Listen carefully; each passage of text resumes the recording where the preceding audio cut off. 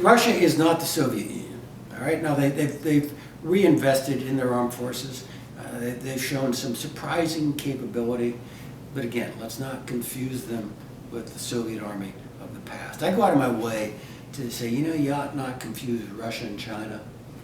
Okay, Russia is not a resurgent power. Russia is a revanchist power. And that makes Russia dangerous. All right, but we need to have a pretty good sense as to the scope of Russian power. All politics are local. So Putin won, all right, his first term as president, with oil running to what, $110, $113 a barrel. Putin's social contract with the Russian people was, I may be an autocrat, but don't worry, you're going to be rich. Now Putin comes back into office after the Medvedev interval, and oil is trucking along at about $40 a barrel. So now Putin's new social contract is, I may be autocratic, but don't worry, you're going to be proud.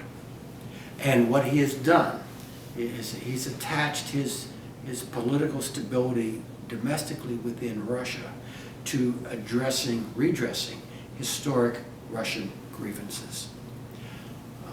Putin's a nationalist. And actually, he is. Not quite a Russian nationalist. He's a Soviet nationalist. He views his legitimate sphere to be what you and I call the post-Soviet space. And so what do you see? You see him going after Georgia. You see him going after and grabbing Crimea. You see him stirring up trouble in the Donbass. You see him posturing up in the Baltics. That's all paying the tariff to a domestic population that was frankly traumatized by the fall of the Soviet Union. Changing lines in Europe is a really big deal. I talk about the melting down of the post-World War II era, Bretton Woods and all that. The American liberal order seems to be a bit thawing on the edges. A lot of those lines drawn post-World War I, Czechoslovakia, Yugoslavia, Iraq, Syria, not what they used to be. Those states are either gone or going. There's also a bit, to get back to how fundamental the changes are in the world today, there's also a little melting around the edges of the Treaty of Westphalia, which set up the secular nation-state system and the inviolability of borders. And here you've got Putin gnawing at Georgia, gnawing at Crimea, gnawing at the Donbass, and he's actually, this is important, he is undercutting one of the fundamental premises of Westphalia, which has become, because of European imperialism, fundamental premise as to how the world's organized, sovereign nation states. Like if you were born in X, you're an Xer. And Putin's saying, not so fast. Who you be might be determined by the language your mom and dad spoke at home when you were growing up.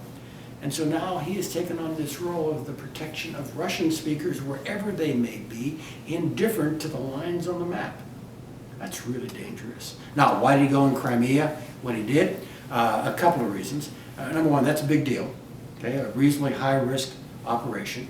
He had actually, Russia a decade earlier had guaranteed the territorial integrity of Ukraine in return for the Ukrainians giving them all the nuclear weapons. So, we're talking about a bit of a heavy lift here in terms of cutting across international agreements. Back to all politics being local, and what are his credentials at home? I'm going to make you proud. You had just had his man Yanukovych literally ridden out of town on a rail in Kiev, while the Sochi Olympics were going on. And so there's Putin, who had paid billions of dollars for the photo op, not able to do much about Kiev, Maidan Square, and what was going on.